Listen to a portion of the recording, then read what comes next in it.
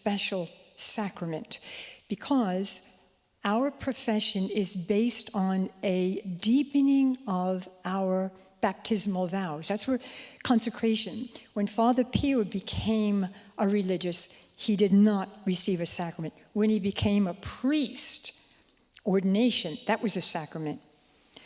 But you have been given a special sacrament, your own special grace that God has given because he knows the reason why you laughed when I first told you. It's hard, but he's saying you can do it. And I'm giving this to you. How do you get that? You have it, but you have to avail yourself to it. How do you do it? Prayer. It's there. I don't have that grace. I don't have that grace of the matrimonial state. You do. We'll be talking more at length about that tomorrow and a number of other things that will really, really enlighten you. The gift and the beauty of what it is, that mystery that you said yes to, you walked into, you asked God to be a witness to. It's all there. It's all there. So this is just an introduction. I'll be telling you about your own roles. I'll be giving a lot of stories too. Before I became a contemplative, I was a teacher. I taught 8th grade for quite a few years, and I was a principal also. I dealt with parents. I dealt with children who were problemed. And every time, it was not the child, it was the marriage. The marriage. There was a problem in the marriage. I remember one time, her name was Mrs. Dixon. She would come and the boy was trouble. He was fighting with the other kids.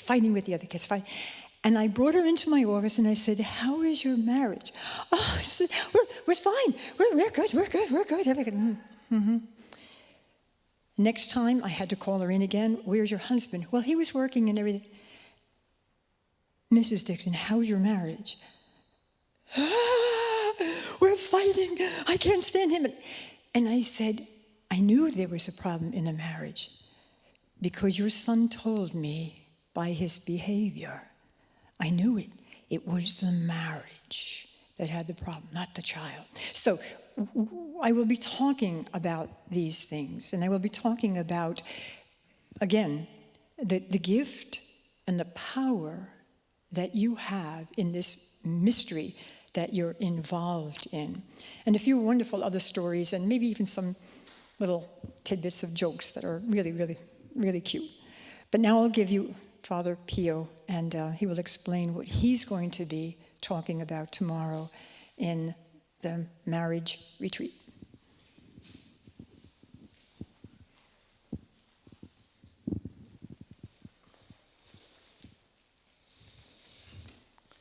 O Mary, conceived without sin.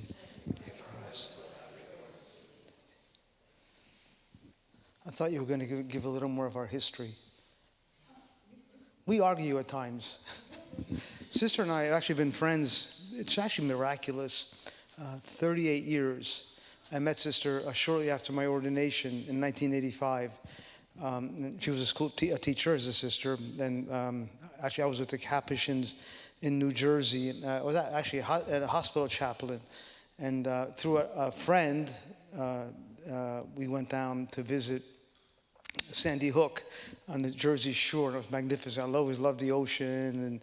And Sister taught right there at a Catholic high school. So sometimes we would be able to go for walks in that area. And that's what it all kind of bloomed. And never knowing years later, decades later, how it would develop and mature, and how we actually followed one another because of God's will, God's grace. Which has been such miraculous. Now we both live in Pennsylvania, about a half hour away from one another. And I actually live as a hermit, and the sisters are contemplatives, and I'm their chaplain. And so I get to go over there on weekends and celebrate Mass and have delicious pasta meals. Sister lived in Assisi for a couple of years, and although she's German-Polish from Brooklyn, and but she cooks an Italian meal just very deliciously. And then, of course, they have a big garden. So when I go home on Monday morning, I always take a lot of stuff with me. And although, like Sister said, it's very interesting just to take up that thought of marriage.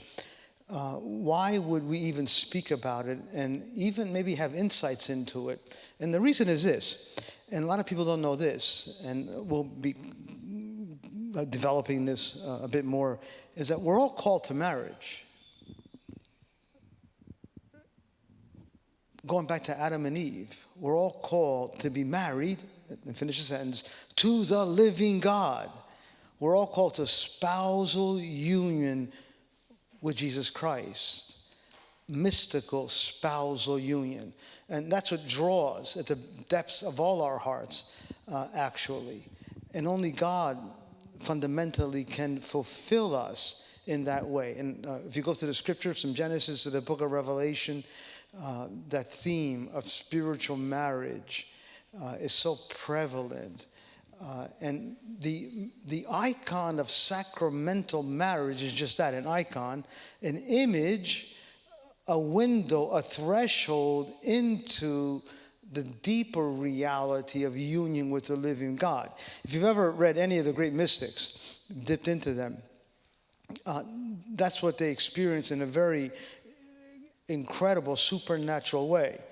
St. Teresa of Avila, John of the Cross were Carmelites, certainly St. Francis in another way in terms of how they express it. But that's what captivated their lives. They fell in love with the living God. And it becomes a spousal union with the living God. And the beauty of sacramental life is that you're given a spouse. I'm going to develop that just a bit, maybe just briefly tonight. And you can begin to participate in that human divine relationship here on earth. And it's incredible. And that's something so overlooked in our society today. In just marriage oftentimes is very cellophane, very superficial, and very so cheapened from A to Z.